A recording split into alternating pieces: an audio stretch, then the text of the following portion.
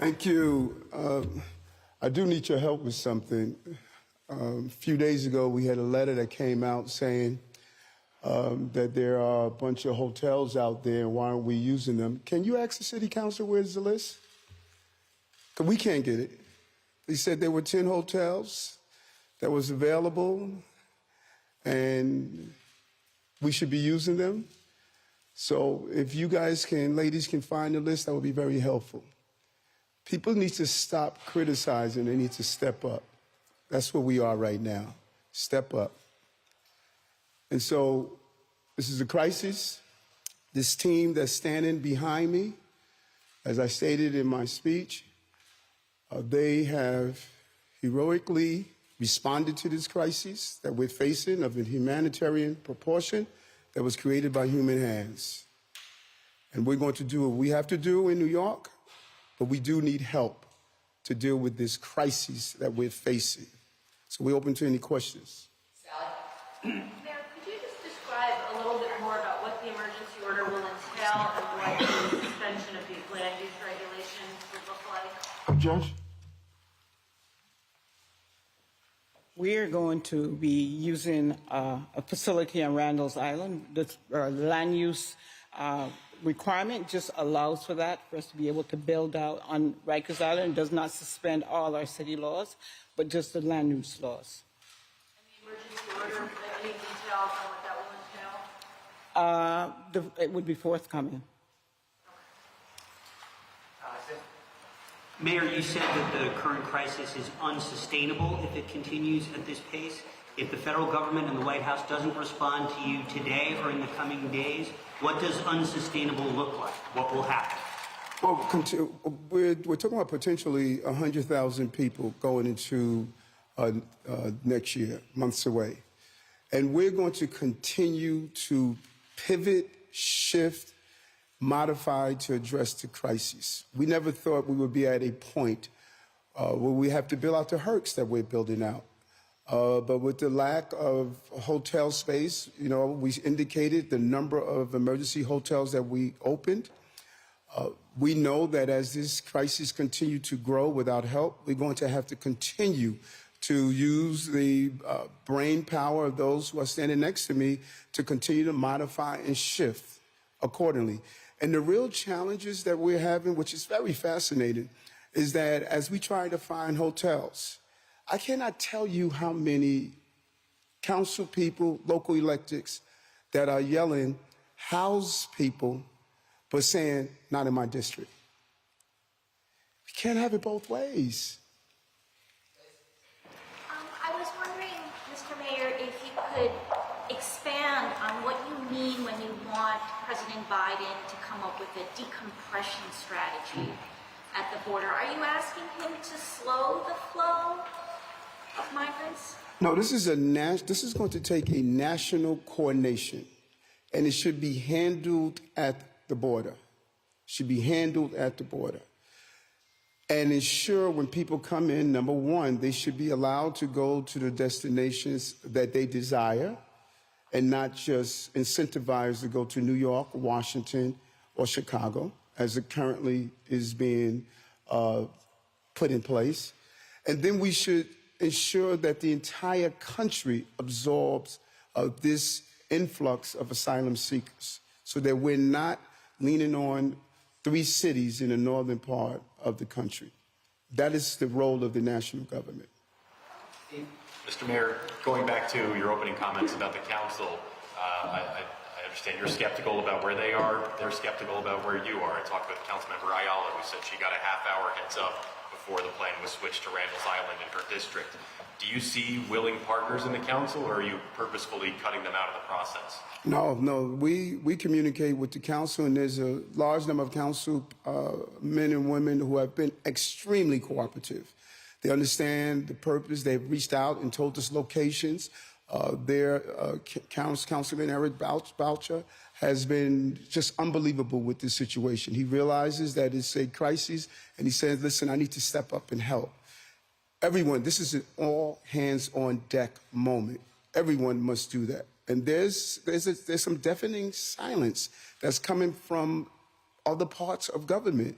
You would think that we don't have a crisis in the city of New York right now. You would think that this is not an issue that the city is facing that is going to impact providing services for long term residents in the city. It is. This is going to impact every area of life in New York City.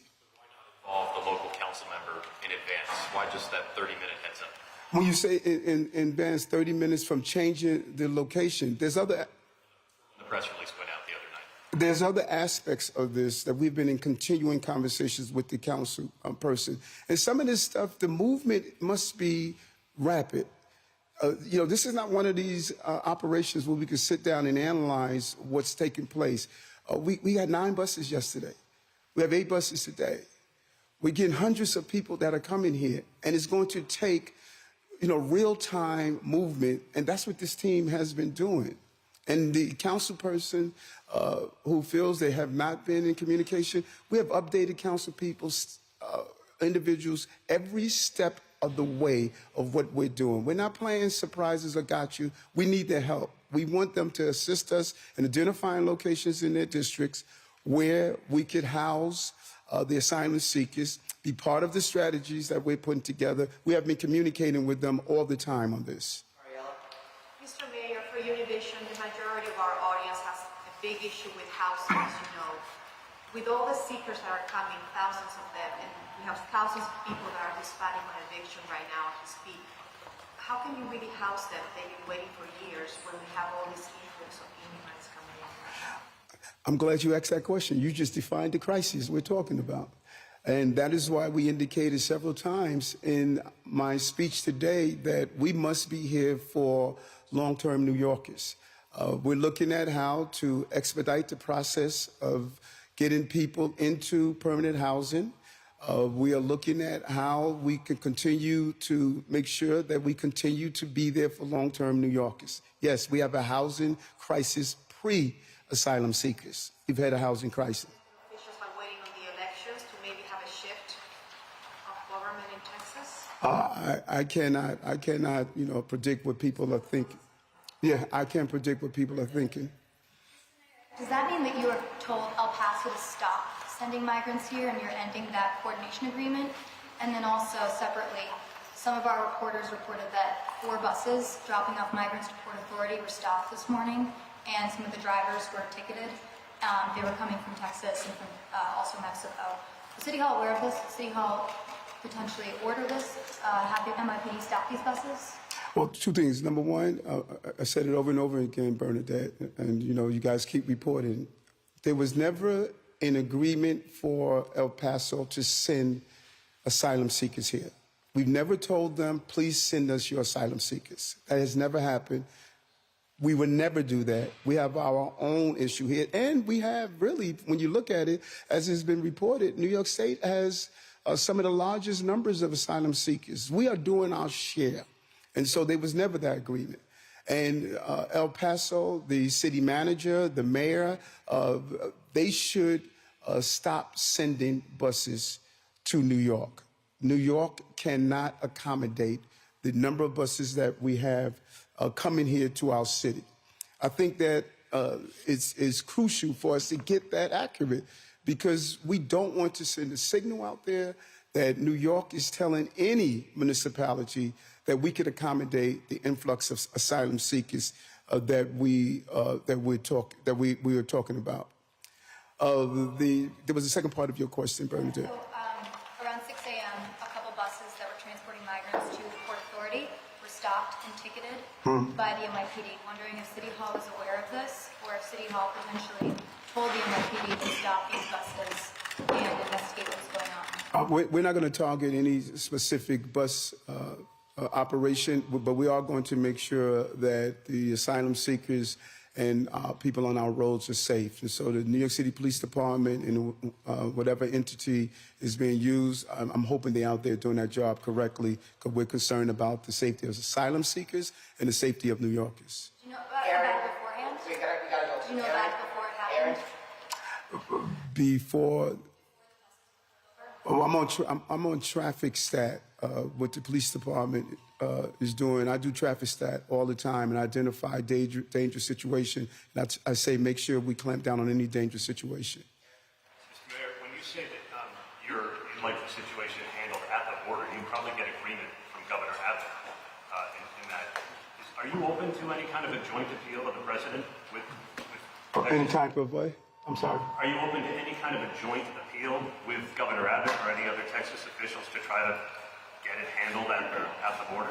No, Governor Abbott made it clear. First of all, he lied and stated that he wasn't doing this since April. He was caught lying by his own, news outlets in Texas. He's untrustworthy.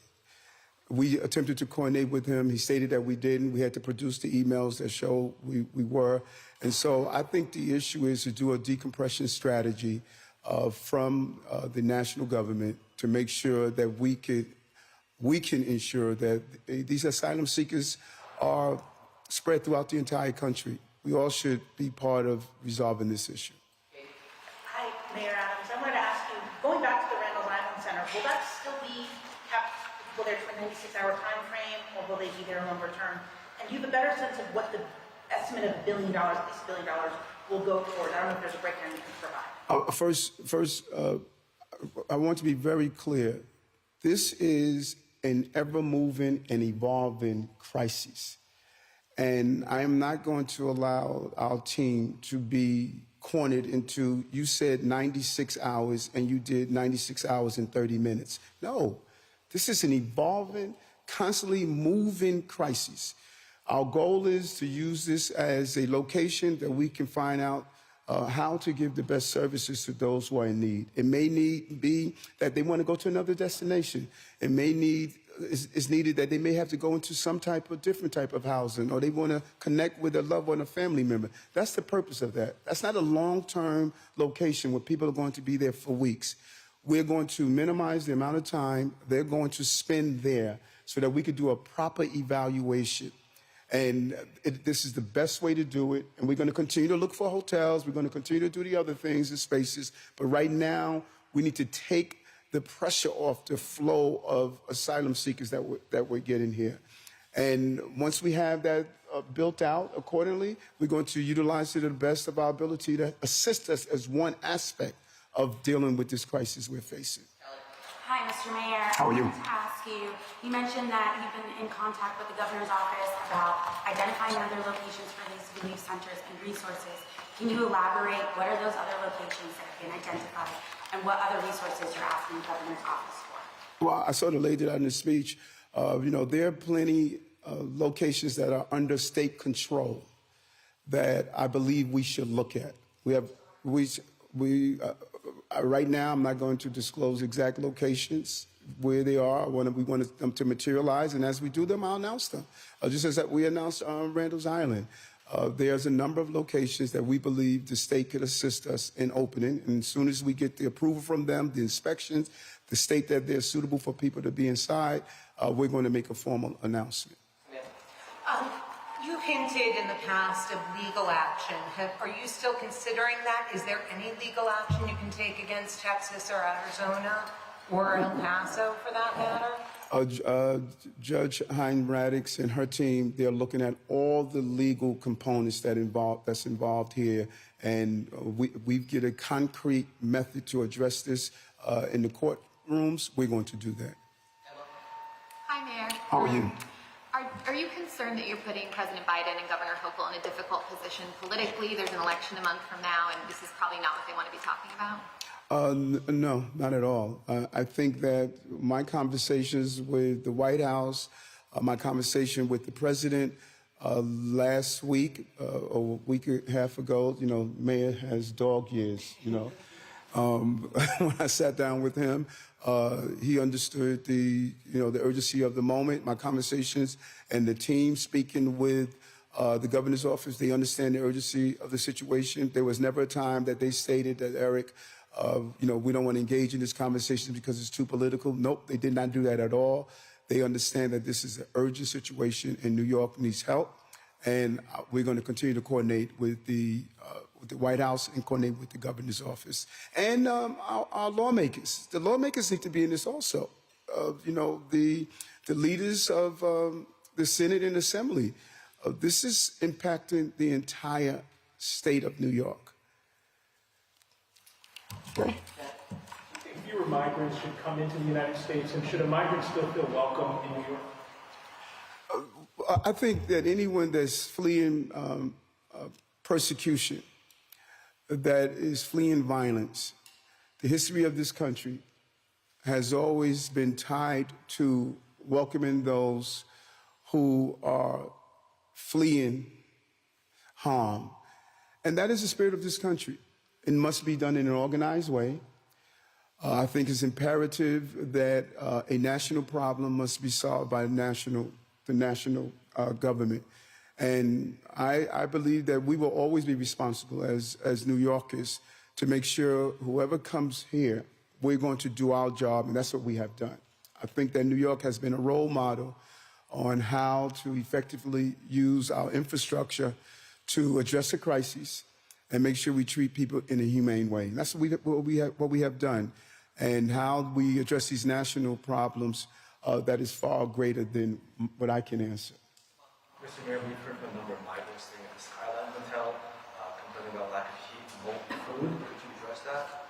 Now, anytime we receive any form of concerns about living environments, we immediately respond to it. We've done an amazing job of making sure that not only are we giving beds and a safe place, but we are providing food, we're providing education, we're providing health care, we're providing transportation for those who are in need. We're giving them how to fill out the identification cards.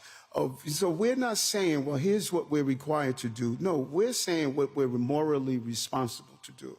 And that is what we're looking at. And so if there's a location that someone is not meeting our standards, we're immediately investigating and we're immediately rectifying and correcting the situation. We're not going to allow people to live in unsafe conditions. And that is what we are going to continue to do. Any indication of how many asylum seekers actually have different final destinations outside of New York? I don't know if there's any indication of that yet. And how are we helping them get to those final destinations outside of New York? You have the answer to that? So far, about a third of each of the buses that arrive, we find people wanting to go to other destinations at the humanitarian centers, which we will be set up.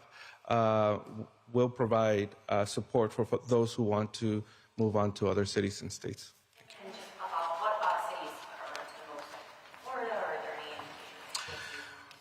Well, the largest population of Venezuelans in the country are in Florida, and that's where most people indicate they wish to be. The only free buses that exist at the border are those who are coming to New York and now Chicago, and which is. We'll see. It really is up to the individuals. We want to make sure that we support people get to where they wish to go themselves. And then for funding, where are we getting that assistance? Dr. Long, I don't know if you want to. We're setting this up at the Herc Center, and we'll see how many people wish to be reticketed or supported to arrive to their destinations. Thank you. So let me talk a little bit about what the humanitarian centers are, and then I'll answer your question about funding. So the humanitarian centers are a new way of doing things. The new humanitarian centers, as the mayor said, have New York City compassion and New York City effectiveness to help to answer the most important question: what do people coming here want, and where do they want to go? So when you come in through the front door of our new humanitarian centers, it's a different way of doing things. We're going to greet you with a comfort team. You've come a long way. We're going to offer you food and water. We want to make sure you're comfortable. We're going to show you where the dining area is, which has 3 hot meals a day with South American cuisine. We're going to show you where you're going to be sleeping. We're going to show you the area where we have iPads and phones that you can use to reconnect with your family members. Then beyond that, we're going to talk to you about the most important part, which includes reticketing and where we're going to help you to get where you want to go. We're going to have a team of expert case managers there that speak your language. Some of them may be staff we bring in. Some of them may be trusted community members from our community-based organizations.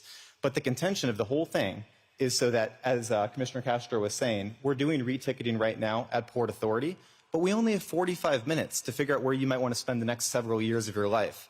That's not enough time. In the new humanitarian centers, we're going to have days. And as the mayor said, 96 hours is our goal. But if it's going to take longer, we'll take longer with you. Our goal here is to help you. But we're going to do a much better job of helping you get what you want, going where you want to go, if we have several days with all the uses of modern technology, with a case management system, with community-based organizations, than we would in a mere 45 minutes at Port Authority. So with the reticketing part of the operation, it is a really important part. I do want to make the point it's not the only way that we're reconnecting people. If you have family in Queens, but you're a Port Authority, it might be kind of hard to get there if you've not been to New York City before. So that might require a different mechanism. But right now we're looking to, we've been in discussions with the state, and we're looking to other not-for-profit organizations also to help us with how we can be able to conveniently get people reticketed to wherever they'd want to go. Thank you. So the funds are coming from the city, in other words. Sorry. It's going to come from a combination of sources. We're going to really need nonprofits to assist us. We're going to reach out to some of our corporate partners. This is what the all hands on deck moment is about, and what we are attempting to do. And I don't think people really heard the depth and the well thought out way we are helping people who are coming to the city. And I just find it surprising that when people do a proper analysis of what this team has done, people just want to critique, criticize, and say what should have been done. We've stepped up. We've stepped up. And I would really challenge, go look at what others are doing. Go look at what people are doing in other places. New York should be proud of what we have accomplished and what we are doing. And what you just laid out, Doctor, is exactly what we're doing. We are taking people, taking our time, giving them the support that they need during this traumatic experience that they are going through right now. That I don't care who you are in this room. You trace your lineage. We all came from somewhere, all of us. And the same thing some people are saying about these migrant and asylum seekers, they said about your ancestors. Same thing. So, we need to think about that. I think in your speech you mentioned something about a possible plan to have New Yorkers house asylum seekers in their own residences. Did I hear that right? Can you expand more on that idea, that plan? Yeah, we're building it out. I met with the mayor of one of Polish cities last week, and he shared that when they received a large number of migrants from the Ukraine, that they put in place a process where everyday people of Ukraine, of Poland, was able to take into their homes. And so we are looking at the legal aspects of those New Yorkers, because New Yorkers have been reaching out to us to say, how could we help? Some people have spare apartments. Some people have rooms that they want to share. New Yorkers want to help. And so we want to make sure that we do it in a legal way that allow people to help. And we're formalizing that plan so that if you may be someone from Venezuela that is doing well here, you want to help a Venezuelan family, we want to give people the outlet to do so. And that's what we're formalizing. But we want to make sure we do it within the confines of the law. Last one, top of the question. Yeah, Mr. Mayor, regarding the land use portion of your announcement, just hoping for some more details on that. And are you talking about suspending ULURP citywide? No, we're not. No, we're not.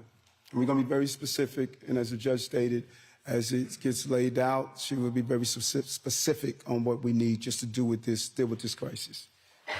Do a couple of off topics also. Thank you. Thanks all. Thanks.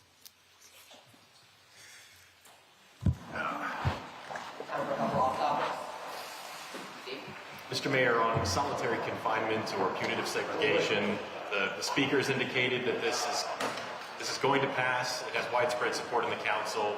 You may have seen what happened last week with a bit of a confrontation outside on the steps. Where are you on this concept of punitive segregation? And when this bill passes, what will be your reaction to it? First of all, I'm glad that you said solitary confinement, punitive segregation, because people tend to keep reporting that I'm in support of solitary confinement. And by you saying both, it clears up. I believe in people who are violent and dangerous should be removed from population. That's what we do on the streets. You slash someone on the street, you don't allow them to stay among innocent people. Over 80% of the people who are attacked by those in punitive segregation, over 80% are other inmates. They're just trying to serve their time. And they are assaulted by a small number of inmates. If this bill passes based on what I read, I'm going to do an evaluation and if need be, use the power of veto to stop it. We've had a lot of conversations with council people. Anyone that saw the hearing would have to ask themselves, what are we talking about here? And, you know, the discussion of before you put someone in punitive segregation, give them a trial to determine if they did the act, but you're going to leave them in a dangerous environment. This just doesn't make sense. It just doesn't make sense that we will put correction officers in harm's way and civilians who work on the island and other inmates. And so I just think the council should really think through this bill before they make that decision. And we have been speaking with council people, and I believe the conversations are going fairly well. Your reaction, Mr. Mayor, to the upstate judge's You call ruling? Okay. You know I'm not into this calling out stuff. Upstate ruling with the new gun laws. What's your reaction? How is the city going to respond? You all have heard me say over and over again, if there's one thing that keeps me up at night is the Supreme Court decision around the gun laws. We did our job here in the state and passed laws that would protect everyday New Yorkers.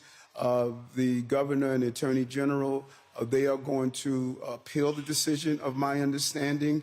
I think, who has you smiling? See you texting somebody back. They said, Eric asked you that.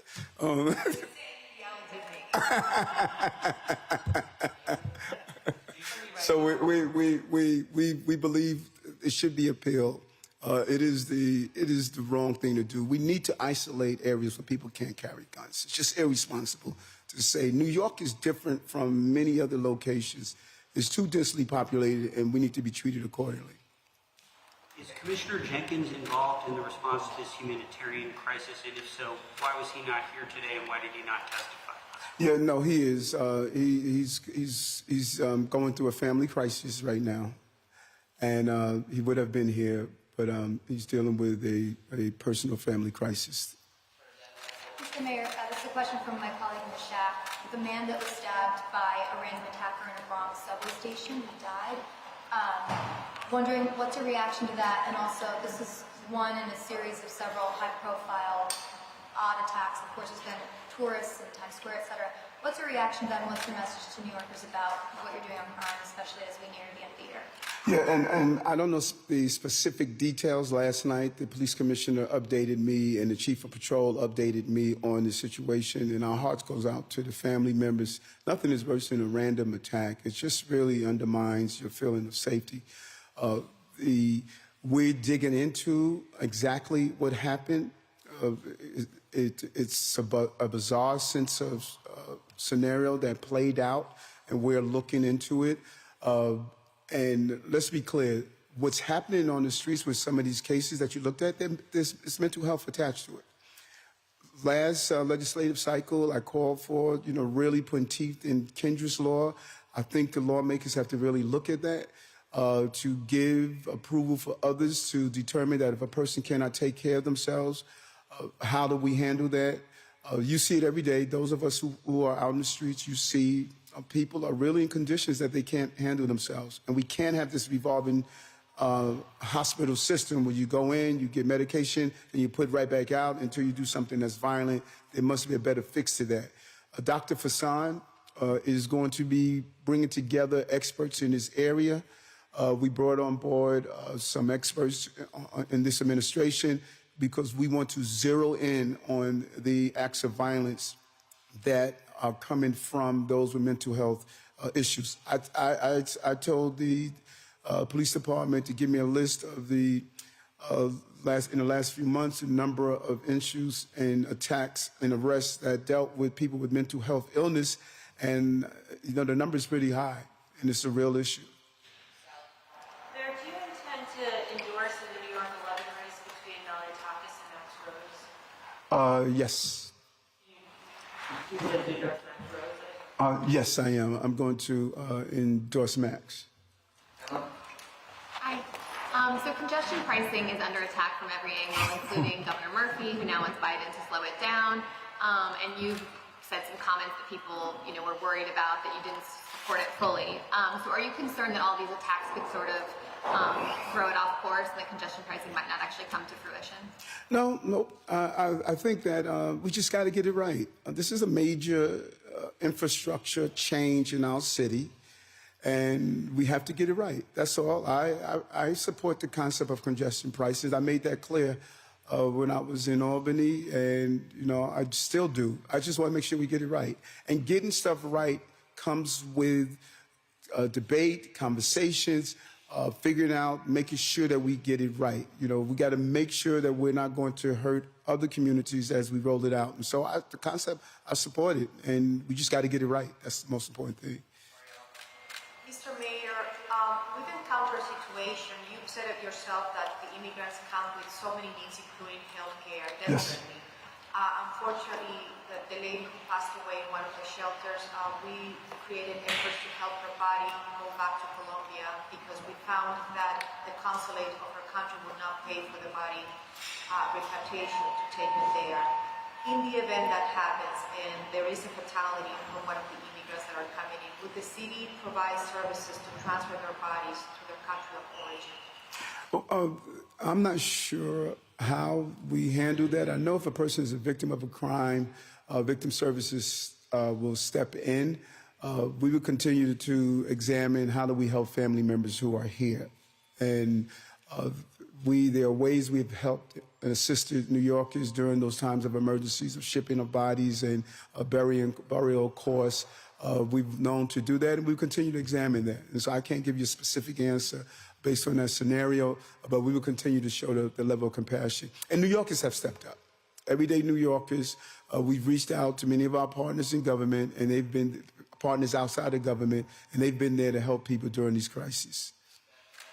Back to the migrant issue.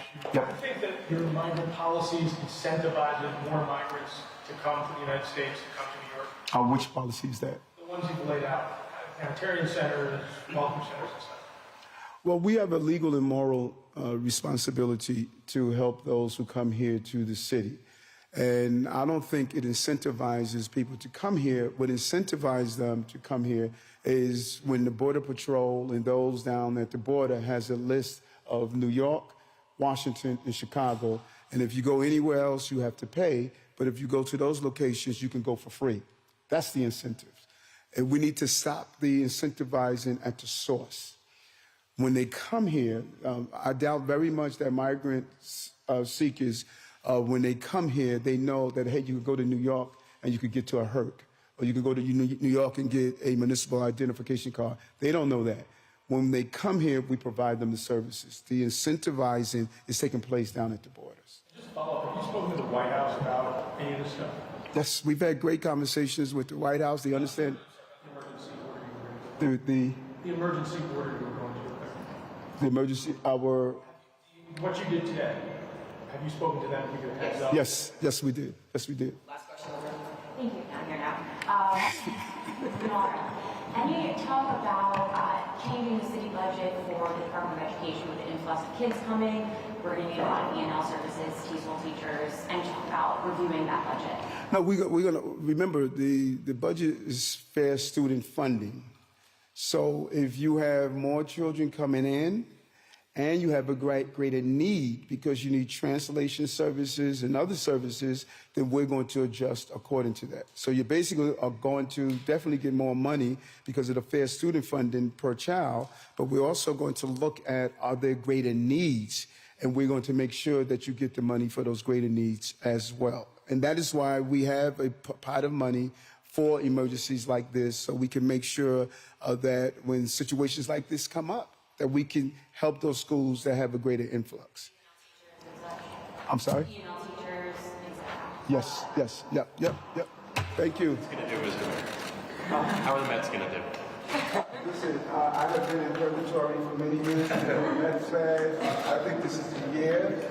For some reason, we can't get over Atlanta, but I'm excited about this year. I think that I brought some good energy to the city. Mayor Bloomberg talked about how we have never had a champion in the last 8 years. Year one, I think we got it ring.